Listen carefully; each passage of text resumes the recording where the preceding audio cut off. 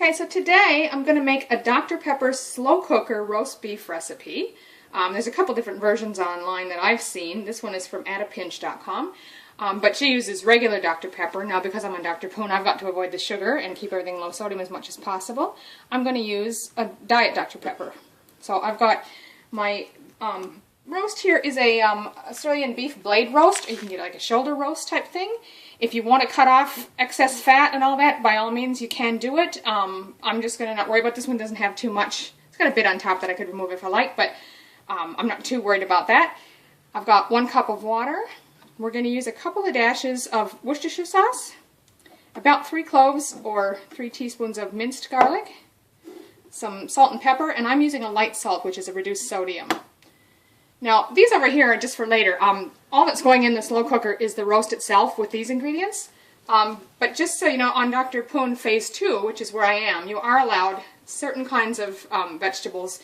Potatoes are still out, but you can have pumpkin, you can have turnips, and you can have carrots. So I'm going to chunk those up and throw them in the oven about an hour before my roast is done, so I've got a nice side dish. They're not part of the recipe, though. You can do whatever you like. You don't need to do that part.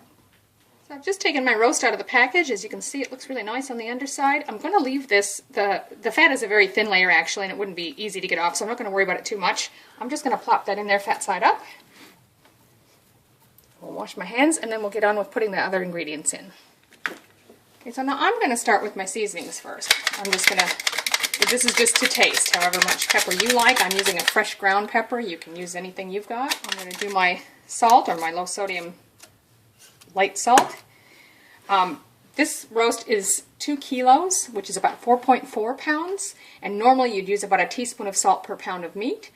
But because I'm trying to keep it reduced sodium, you could use, say, a heaping tablespoon would probably be enough for a roast of this size. I'm going to probably only put 2 or 3 teaspoons of the light salt, just to help reduce the sodium a bit. Say 2.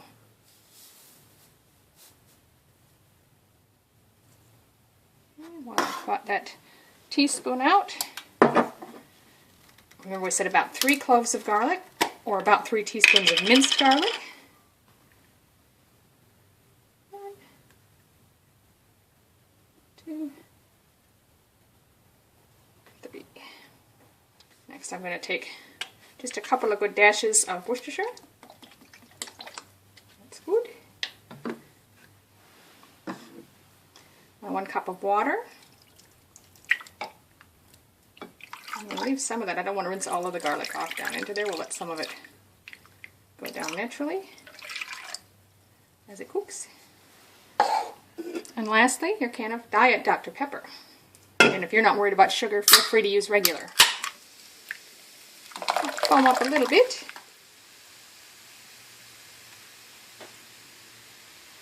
Just going to let the foam settle just a little bit. Go ahead and cover that, put it on low.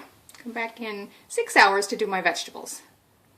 Okay, so I've got just under an hour to go before my roast is done, so I'm going to put my veggies in. I'll start by peeling them and chopping them into bite-sized chunks.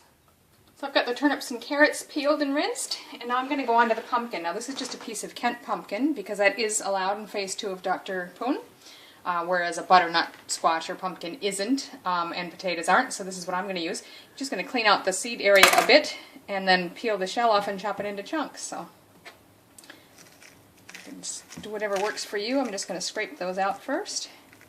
So I've got that cleaned out, and I find a spoon, just the edge of a spoon, helps you scrape and get all the sort of slimy bits out. And now I'm just going to peel it. So I've preheated my oven to about 350 Fahrenheit or 180 Celsius. And I've got the vegetables all peeled, so I'm going to chop them. I will say that the pumpkin is a little bit slippery and hard to hang on to. I actually found it easier to cut the piece in half lengthwise to complete the peeling, so you had a narrower piece to work on. So that's just what worked for me. And if you still have any little stringy bits in the inside, that's alright, just pull them out. So now I'm going to cut it into chunks, maybe 1-inch size chunks. And do that with all the vegetables. On your pumpkin, you'll probably find you have to, after you chop the first one, you'll want to go back on a second time so that they're about that size. Okay, so with the turnips, all I've done is just gone straight down the middle and laid them flat. It's much easier to deal with them that way.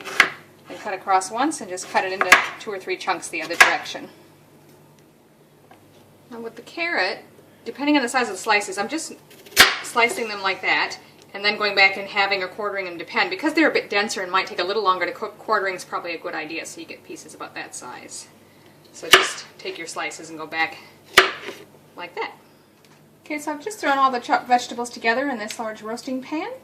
What we're going to do is about a tablespoon or two of olive oil, stir that over, and then throw some seasonings in. I'm going to use my low sodium salt substitute, some fresh cracked black pepper, and you can use whatever herbs you like. I just happen to have some marjoram, thyme, and rosemary on hand. I'll go ahead and use those.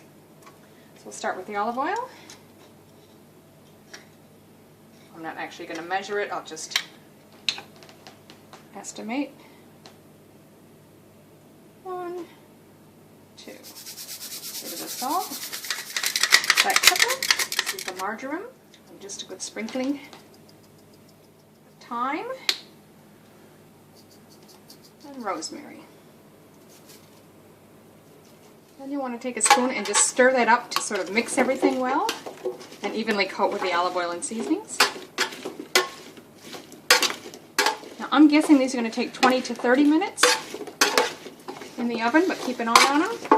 You can put cover it with foil if you like, say for the first 10-15 minutes, and then take it out for the last, or not. I'm going to leave them uncovered and see how we go. Just pop those into my preheated oven. Okay, so it's been 20 minutes. I'm just going to pull them out, give them a stir, check on them, see if they need any longer. I'm just stirring them up. I'm going to take a fork and give them a good poke. The pumpkin's nice and tender. The turnips are nice and tender.